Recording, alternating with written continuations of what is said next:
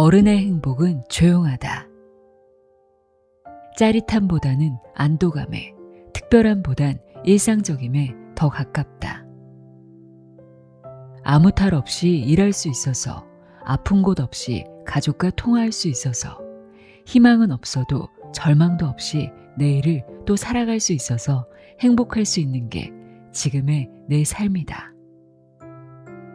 아무 일도 없이 지나간 이 조용한 하루들은 우리 인생의 공백이 아닌 여백이니까.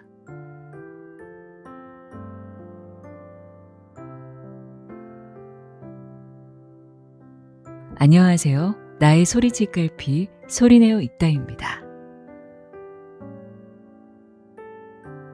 가끔 SNS를 보다 보면 세상 모두가 행복 경쟁이라도 하는 것 같아 마음이 헛헛해질 때가 있죠.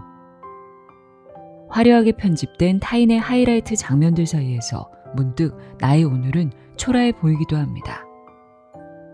여러분은 언제 가장 행복하신가요? 방송인 홍진경 씨가 이런 말을 했더라고요.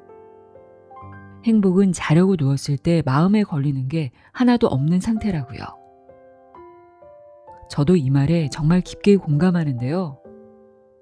걱정 없이 평온하게 하루를 보냈다는 것만으로도 우리는 충분히 행복할 수 있습니다. 행복은 결코 거창하지 않다는 것, 행복은 멀리 있는 것이 아니라 늘 가까이 있었다는 것을 이 책을 통해 다시 한번 느낄 수 있었는데요. 오늘 함께할 책은 1cm 다이빙으로 수많은 독자를 위로했던 태수 작가의 어른의 행복은 조용하다입니다. 저자는 행복을 찾아 나서는 게 아니라 내 삶에서 불행을 막아내는 수비력을 기르는 게 먼저라고 말합니다. 시끌벅적한 기쁨을 쫓기보다 별다른 나쁜 일이 일어나지 않는 평온한 하루를 지켜내는 것. 그 고요함 속에 진짜 행복이 깃들어 있다는 사실을 58가지의 다정한 이야기로 들려줍니다. 읽다 보면 내 하루도 참 괜찮았구나 하고 절로 고개를 끄덕이게 되는 책인데요. 이야기가 참 잔잔하면서 공감되는 부분이 많아서 가볍게 읽어보기 좋은 책입니다. 그럼 지금부터 우리의 평범한 하루 속에 숨어있던 보물 같은 행복을 발견하게 해주는 문장들을 읽어드립니다. 태수의 어른의 행복은 조용하다 들어보세요. 세상의 모든 지혜를 읽어드리는 소리내어 있다. 구독과 좋아요, 공유는 큰 힘이 됩니다.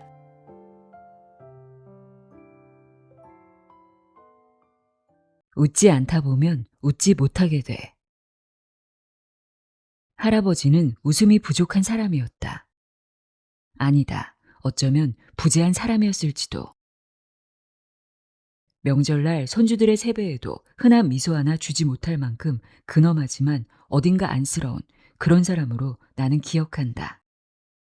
어떤 날은 코미디를 보다 문득 웃고 있는 자신의 모습에 소스라치게 놀라 괜한 역정을 부리셨다. 저딴 것도 개그라고. 할아버지는 점점 웃음의 길을 잃어갔다. 그래서일까 할아버지의 웃음이 비워진 자리에는 번번이 짜증과 화가 자리했다. 행복한 기분이 올라와야 하는 타이밍에 지어지지 않은 표정을 숨기려 할아버지는 더 자주, 더 크게 화를 내셨다. 웃어야 했었는데, 웃을 수 있었는데, 할아버지는 결국 웃지 못하게 됐다. 할아버지가 내게 마지막으로 남긴 얼굴 역시 다 말라 가뭄처럼 딱딱해진 짜증 그득한 얼굴이었다. 그런 얼굴을 요즘 나에게서도 자주 본다.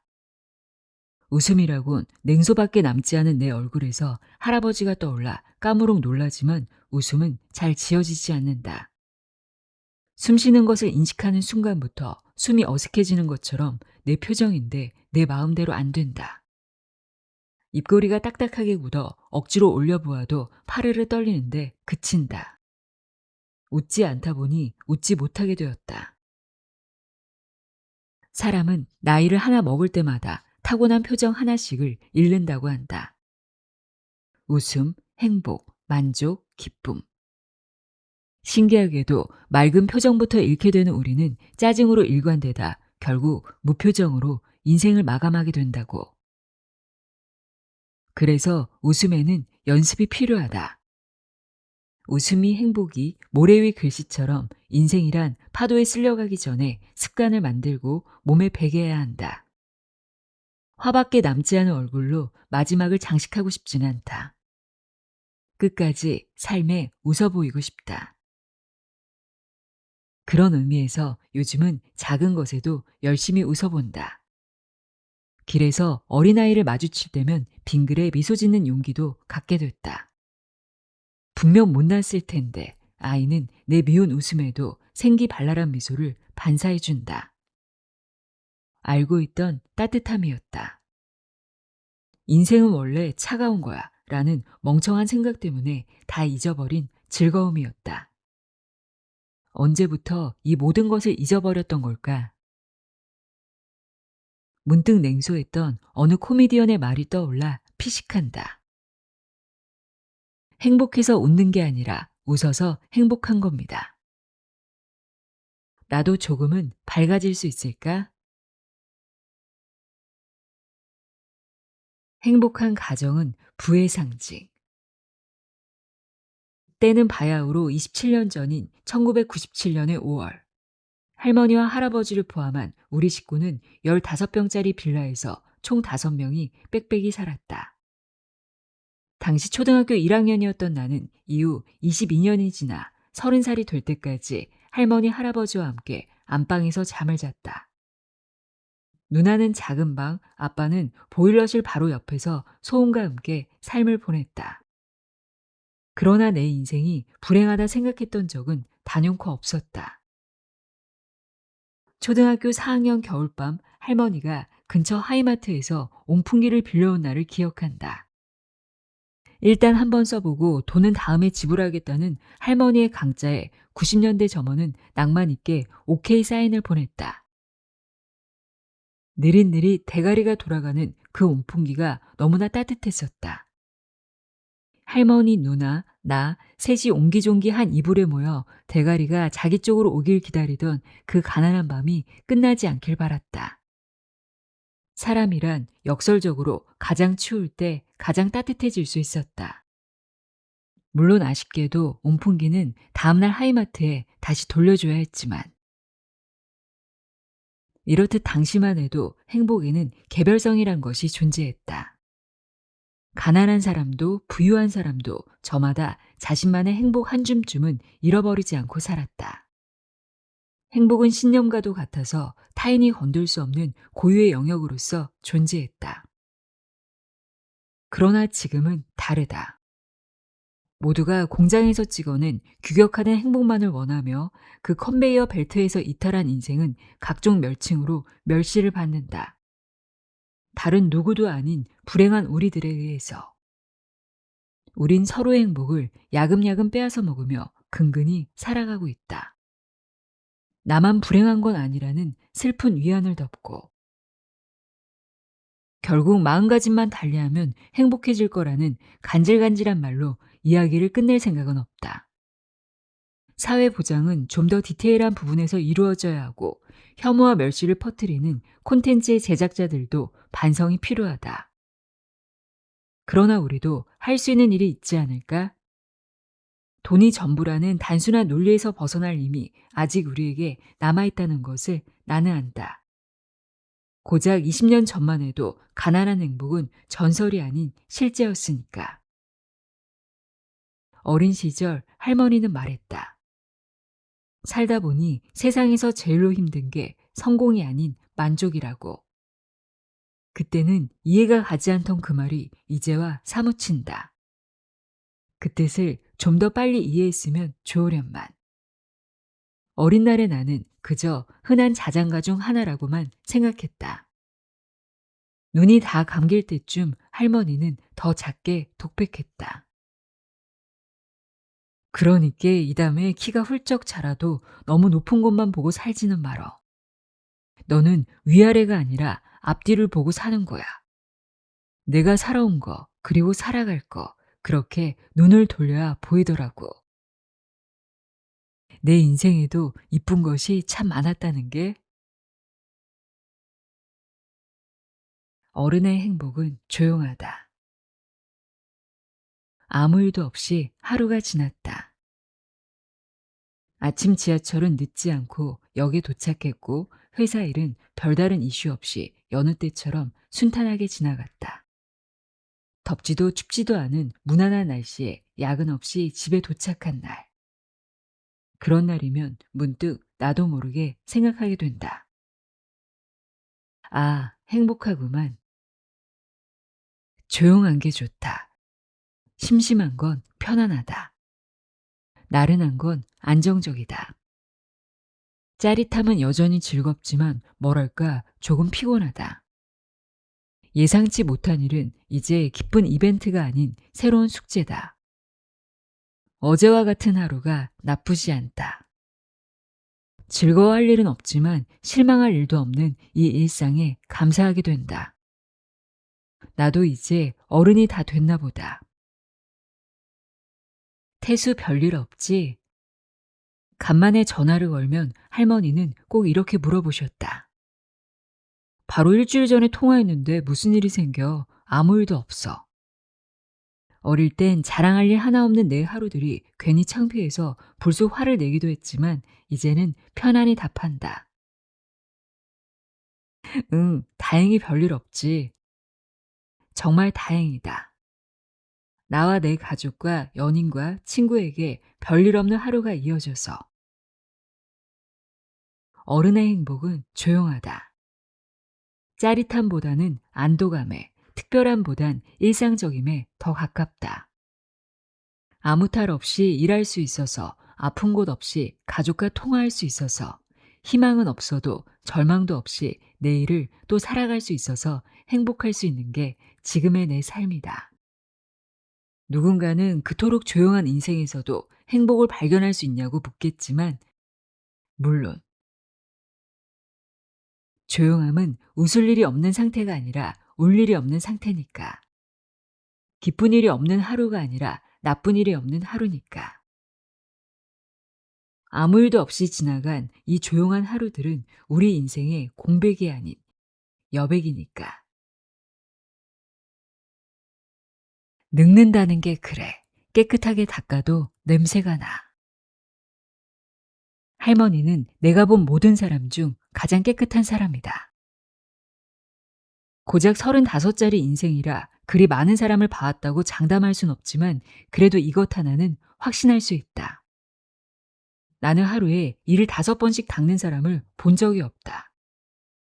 심지어 그것을 80년 넘게 유지해왔다면 인정해줘도 괜찮지 않을까?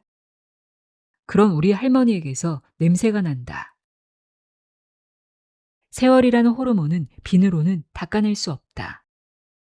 기름기 없이 뽀득뽀득 몸을 닦아내도 몸 안에서 새나오는 냄새에는 방도가 없다.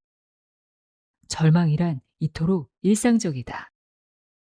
대단한 것에 실패할 때보다 당연한 것을 해내지 못할 때 인간은 더 크게 좌절한다. 그런 인생 앞에서 할머니는 말했다. 얘, 방향제 좀 사다 주라. 향 센 걸로다가. 늙어가는 게 싫다는 생각을 부쩍 자주 한다.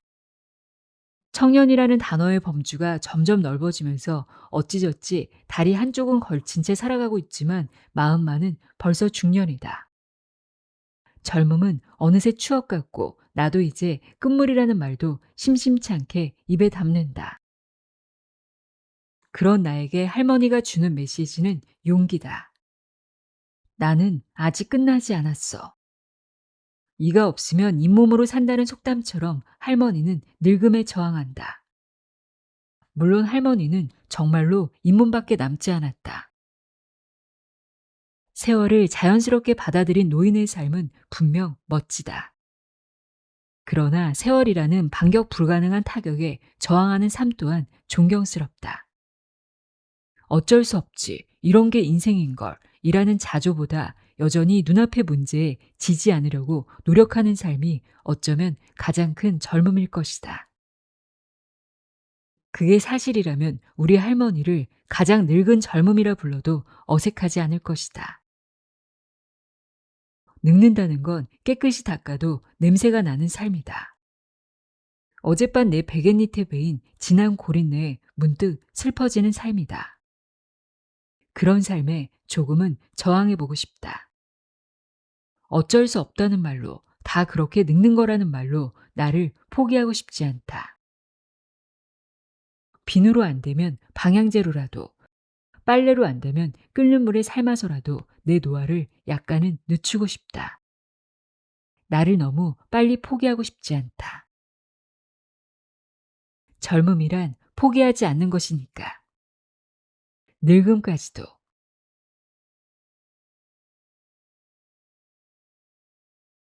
사람의 말투에는 온도가 있어. 말투에는 그 사람이 가진 온도가 드러난다. 자신과 맞지 않는 취향에 이상하다라는 말로 거리두는 사람이 있는가 하면 독특하다라는 말로 포용하는 사람이 있다. 이 짧은 순간에도 우린 그 사람이 세상을 대하는 체온을 느낄 수 있다. 무엇이 맞고 틀린지를 떠나 무엇이 더 따뜻한지를 느낄 수 있는 것이다. 또한 살다 보면 말투에 배려가 묻어있는 사람을 만날 때도 있다. 덕분에 라는 말을 자주 쓰는 사람들이다. 너 덕분에 재미있게 놀았다. 너 덕분에 덜 슬퍼졌어. 그래도 너 덕분에 더 웃을 수 있었어. 라며 자신을 웃게 해준 소중한 경험들을 상대의 공헌으로 기껍게 돌려주는 사람들이다. 그래서 이들과 함께하면 내가 조금은 더 괜찮은 사람인 게 아닐까 하는 생각이 든다.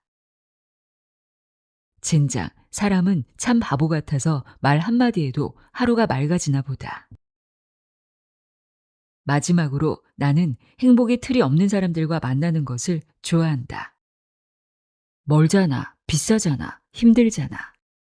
매 순간 해야 할 이유보다 하지 않아도 될 이유를 먼저 떠올리는 사람이 아니라 가끔은 길을 잃을 줄도 아는 사람들을 말이다.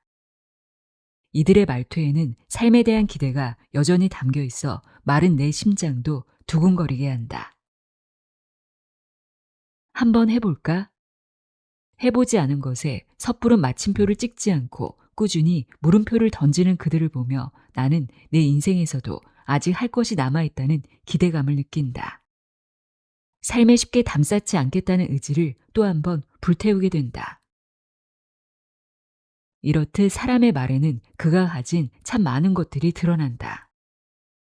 내가 세상을 어떻게 바라보고 느끼고 해석하고 결론 짓는지 의외로 내가 평소 쓰는 말투에 담겨 있다. 마치 어릴 적 방학 숙제로 해간 양파 실험처럼 좋은 말, 예쁜 말을 더 많이 듣고 뱉은 나일수록 마음의 크기 역시 잘 자라게 됐다. 예쁘게 세상을 바라보기 위해서는 먼저 예쁜 말을 써야 했다. 요즘은 거짓말을 꽤 많이 한다. 과장 역시 자주 한다. 기분이 마뜩지 않은 상황에서도 독특하네 라고 결국 감탄하곤 한다. 자존심을 부리고 싶은 상황에서는 깔끔하게 미안하다 사과해 보기도 한다. 또한 가끔 주어지는 이벤트 같은 새로움들을 어차피 똑같다고 요약하기보단 그래 한번 해보자 라고 기대감을 더 많이 비춰보곤 한다. 나는 내 마음과 생각과 감정을 속이기 위해 부단히도 세상과 나에게 선언하고 있는 중이다. 오늘도 세상은 멋지다고. 삶을 예쁘게 바라보는 사람이 되고 싶다. 매사 긍정적으로 살아가고 내일은 아니더라도 자주 행복한 사람이 되고 싶다.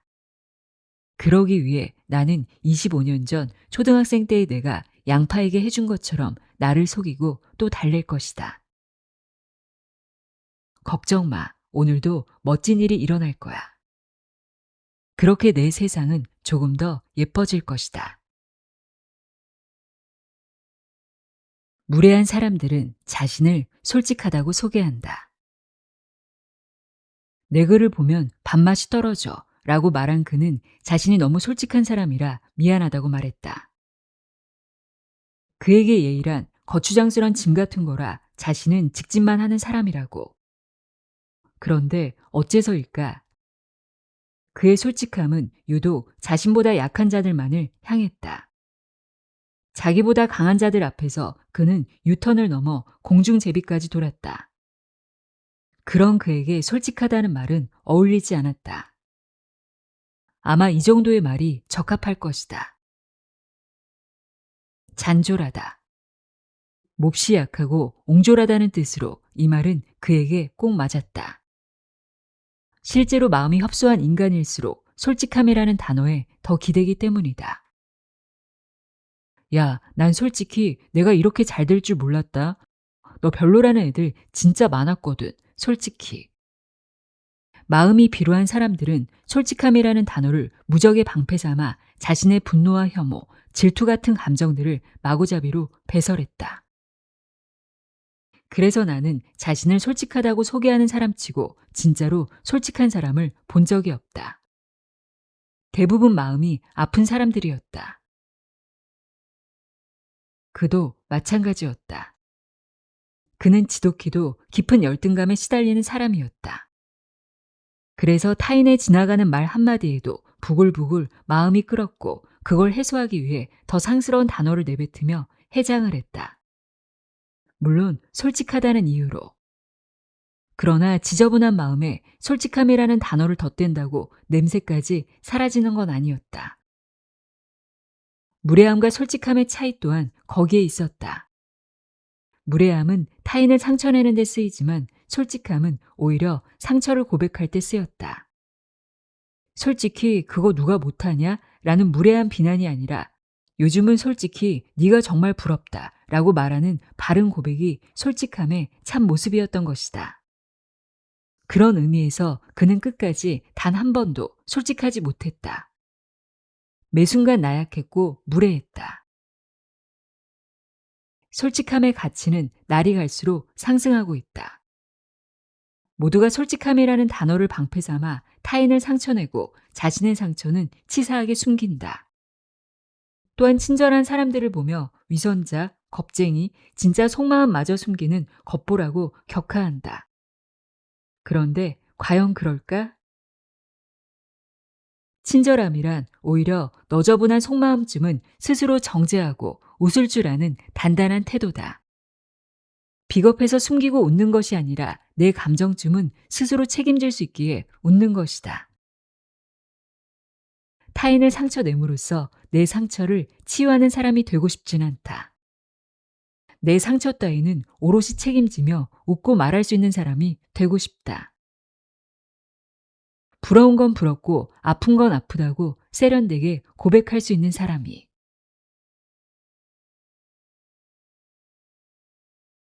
모르는 것에는 질투를 느낄 수 없다.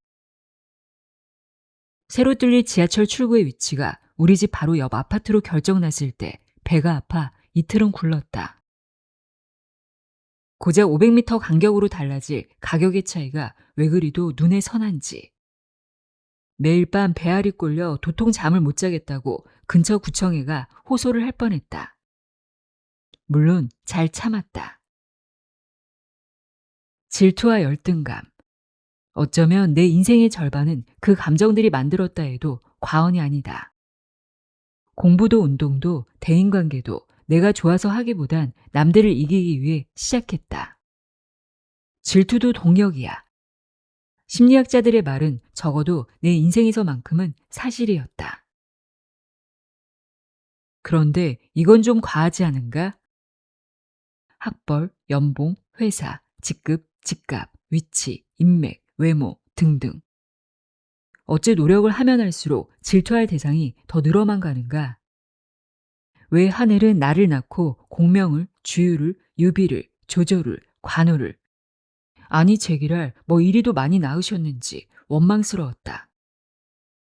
거기다 여기까지 말하면 꼭 나오는 조언이 하나 있었다. 당신의 인생을 사세요. 남은 남이고 나는 나입니다. 환장하겠다. 아니요 선생님. 저도 알죠. 누가 그걸 모르겠습니까? 근데 안 되는 걸 어쩝니까? 말이 나왔으니 하는 말인데 그 말을 20년 넘게 외쳤는데 여태껏 나아지는 게 없다면 아니 오히려 더 심해졌다면 제가 아니라 그 말에 문제가 있는 건 아니겠습니까? 요즘 내 솔직한 심정이었다. 나는 내 질투심을 이겨낼 자신이 더 이상은 없다. 코인으로 인생이 피고 부동산으로 저 멀리 뛰어가는 친구들을 보며 하지만 내 인생에는 나만의 행복이 있는 걸, 이라고 말할 자신이 도저히 없다. 그래서 비겁하지만 내 해결책은 이렇다. 그냥 안 볼 거다. 내 마음의 건강을 위해 그들의 인생에서 과감히 눈을 돌릴 거다. 눈 감을 거다. 언젠가 드라마 응답하라 1988을 보며 저 시대의 사람들은 왜 저토록 행복해 보일까 고민해 본 적이 있었다. 정이 넘쳐서, 마음이 넓어서, 다양한 이유가 있을 테지만 내 생각은 이렇다. 너무 많은 걸 보지 않아서다. 19살 래퍼가 한 달에 얼마를 버는지는커녕 당장 옆 동네 집값이 얼마인지도 정확히 확인할 수 없었기에 우린 자신의 인생에 좀 더 집중할 수 있었다. 그렇다. 모르는 것에는 질투를 느낄 수 없다. 우린 너무 많은 것에 질투를 느끼며 산다. 방금까지 맛있게 먹고 있던 떡볶이도 해외여행을 간 지인의 인스타그램 사진 한 장에 비루해진다. 한때는 그것조차 장작으로 삼아 나를 더 불태웠지만 솔직히 이젠 정말 꺼지기 일보 직전이다. 그래서 비겁해도 할 수 없다. 나는 내 세계관을 줄일 것이다. 나를 병들게 하는 너에게서 도망칠 것이다. 너의 성공에서 눈을 돌리고 내 행복에도 무관심할 것이다.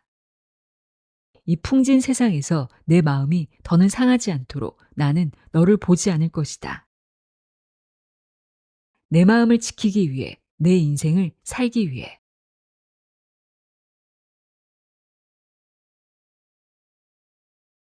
나이가 들면 꿈보다 취미가 없는 게 더 슬프다.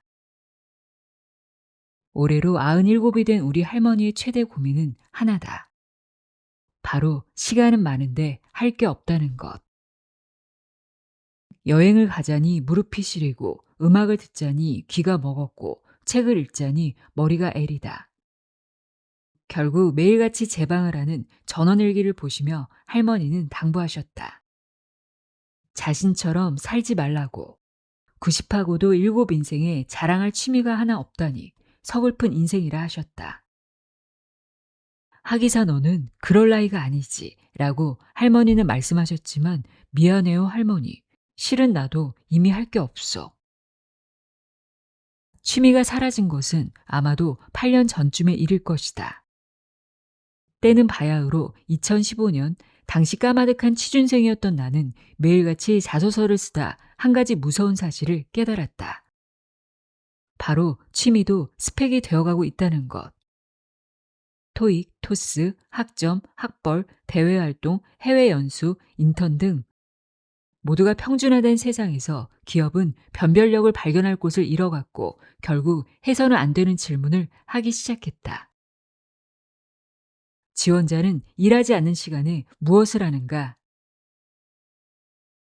네, 저 침대에 누워서 무도 보는데요. 라고 쓸 수는 없는 노릇 아닌가? 그날 내 취미는 부끄러움에 갈 곳을 잃어버렸다. 다행인 건 그로부터 5년이 지나 내게도 자랑스런 취미가 하나둘 생겼다는 것이다. 저는 제 SNS 계정을 운영합니다.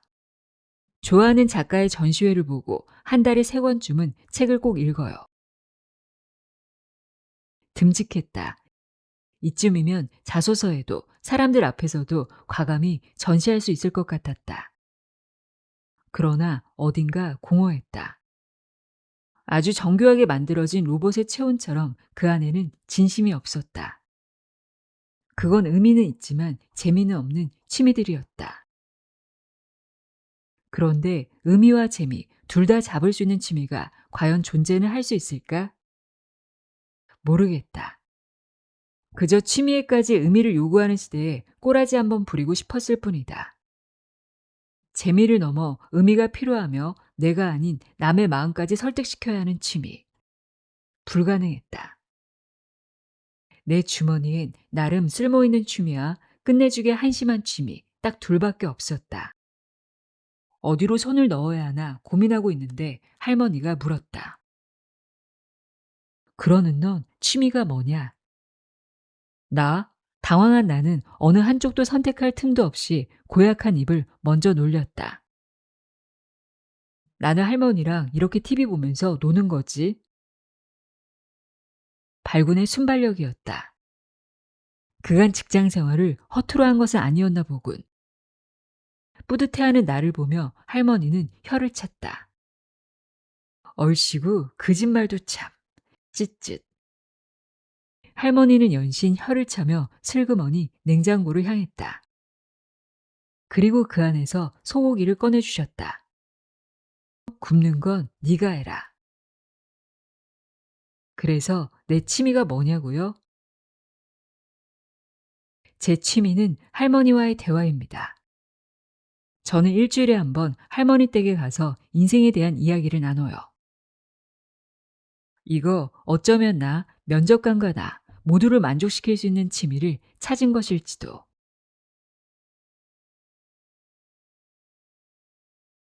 세상에는 문제 삼지 않으면 문제가 되지 않는 것들이 더 많다. 너 콜포비아란 말 알아? 얼마 전 농구학원에 문의 전화를 하려는데 덜컥 겁이 났다. 잠깐만, 근데 뭐부터 물어봐야 하지? 비용, 요일, 시간, 선생님, 그리고 또 하나둘 메모장에 적고 통화 버튼을 다시 누르려는데 웬걸 여전히 심장이 뛰는 것이 아닌가? 결국 잠시 망설이다 결정했다. 그냥 문자로 하자. 콜포비아란 쉽게 말해 타인과의 통화가 두려워지는 현상을 말한다. 가수 아이유 씨가 고백해 대중적으로 알려진 증상으로 주로 스마트폰에 익숙한 젊은 세대에게 나타나는 것이 특징이다. 그런데 왜 유독 젊은 세대에게 많이 나타날까? 통화보단 문자에 익숙해서? 물론 그것도 있겠지만 보다 근본적인 이유가 있을 것이라 생각한다. 예를 들면 이런 것이다. 우리 세대는 유독 작은 실패에 더 큰 수치심을 느낀다. 대와 되 같은 맞춤법을 틀린다거나 옆 나라의 수도가 어디인지 맞히지 못할 때 우린 상상 이상의 조롱을 만나게 된다. 회사 일도 비슷하다. 뜬구름 잡는 기획은 참아줄 수 있다. 말 그대로 신입이니까. 그런데 복사를 못하는 건 뭐랄까 어딘가 급이 다른 한심함을 느끼게 한달까? 콜포비아, 소셜포비아, 발음하는 것조차 어려운 디다스칼리아의 노포비아. 해마다 별의별 포비아가 출시되는 이유도 다 거기 있을 것이다. 남들은 잘만 하는 걸 나만 못할 때 우린 더 큰 자존감의 타격을 입기 때문이다. 모두가 모자란 건 해악이 되지만 나만 모자란 건 조롱이 된다. 그래서 우린 그럴듯한 포비아를 끊임없이 생산하며 말해왔다. 넌 이상하거나 멍청한 게 아니야. 아픈 거야. 쩝.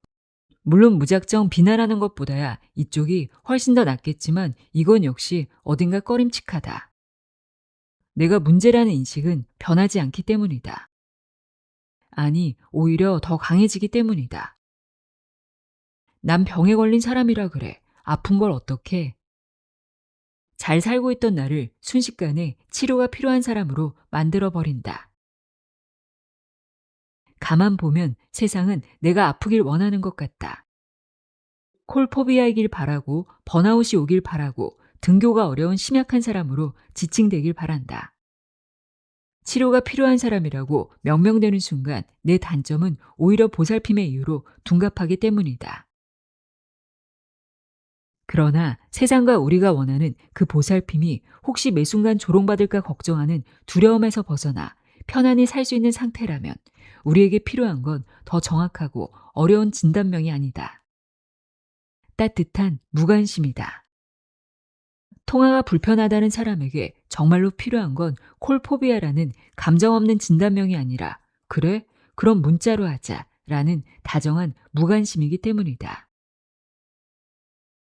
세상에는 문제 삼지 않으면 문제가 되지 않은 것들이 더 많다.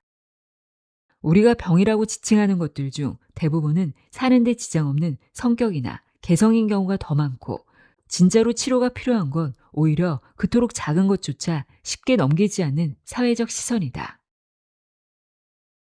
별것 아닌 것은 별것 아니게 둬야 한다. 늘려야 할 건 포비아가 아닌 성향이다. 우린 그렇게 많은 곳이 아프지 않다. 에필로그. 우린 너무 쓸데없이 불행하고 너무 복잡하게 행복하다. 불행은 계절 같은 것이라 생각했다. 시간이 지나면 달라지는 계절처럼 불행도 견디고 견디다 보면 사라질 거라고 굳게 믿었다. 그런데 아니었다. 봄에서 여름으로, 여름에서 가을로, 가을에서 겨울로, 겨울에서 다시 봄으로. 불행은 이름만 바꿔갈 뿐 지치지도 않고 내 옆을 꼭 지켰다. 더위가 사라지면 안구 건조증이 찾아왔다. 안구 건조증이 잦아들면 콧등을 베는 추위가 마중했다. 추위마저 누그러지면 미세먼지가 시작됐다. 오랜 시간 불행을 마주하며 내가 알게 된 사실이란 결국 그런 것이었다. 불행이란 기다린다고 사라지는 것이 아니라는 것. 필사적으로 도망치고 막아내야 하는 것이라는 것. 물론 위인들의 말처럼 추위도 이겨낼 만큼 튼튼한 마음을 가질 수 있다면야 좋겠지만 그게 어디 쉬운 일인가? 어떤 비교에도 흔들리지 않는 거대한 마음을 키우는 건 또 어떻고. 그런 대단한 일을 이뤄내기 전에 아마도 나는 늙어 죽을 것이다. 인생은 불행한 거야 라는 슬픈 체념을 부정하지 못한 채. 그럴 바에 차라리 옷을 더 단단히 입고 집안의 보일러를 낭낭하게 트는 쪽을 선택한 것이다. 어떤 비교에도 흔들리는 좀생이 같은 내 마음을 너무 잘 알기에. 나를 작게 만드는 모든 것들에서 멀어지는 쪽을 선택했다. 이 책에 나온 모든 이야기들은 그런 목적에서 쓰였다. 불행을 이겨내기 위함이 아닌 쓸데없는 불행은 거부하기 위해. 이른바 불행에 대한 수비력을 기르기 위해서. 이제 그 이야기도 여기서 끝이다. 이 조촐한 끝에서 나는 마지막으로 당신에게 바란다. 당신이 행복하기 앞서 쉽게 불행해지지 않는 사람이 되었으면 좋겠다. 즐겁기 이전에 별탈 없는 삶을 이어가길 바란다. 매일같이 찾아오는 여름철 모기마저 수행이라 버텨내는 사람이 아니라 꼼꼼히 방충망을 치고 모기향을 견디 잔잔한 밤을 보낼 줄 아는 현명한 사람이 되길 바란다. 이 책이 당신에게 그런 마음을 전해주었길 진심으로 바라며 이만 이야기를 마치겠다. 행복해지길, 아니 불행해지지 않길 바라는 마음으로.